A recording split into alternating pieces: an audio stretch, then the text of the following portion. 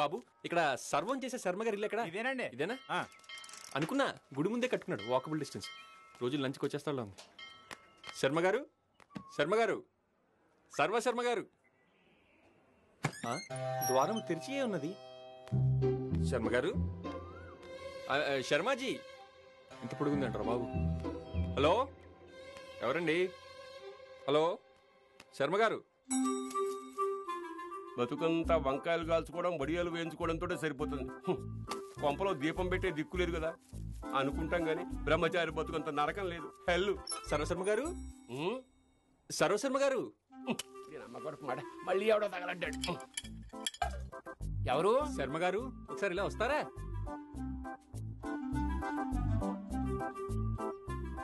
ఎవరు? మీతో అర్జెంట్ గా మాట్లాడాలి. మీరెవరు?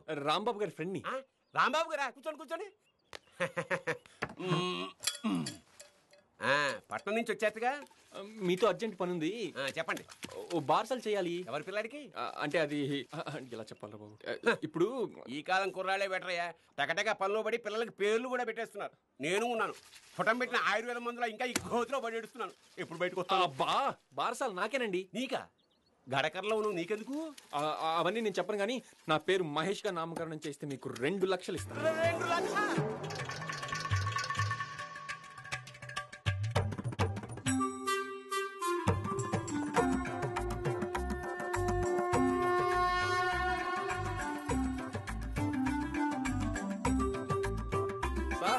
సార్ డ్రీమ్కి టైం లేదు కానీ బయటికి రండి సార్.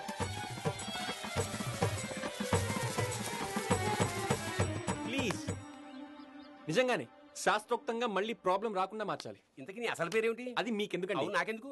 మీ అమ్మా నాన్న వాళ్ళు మీకెందుకు? అవును, వాళ్ళు నాకెందుకు? వేరే పేర్లు మాత్రం ఎంతయ్యా.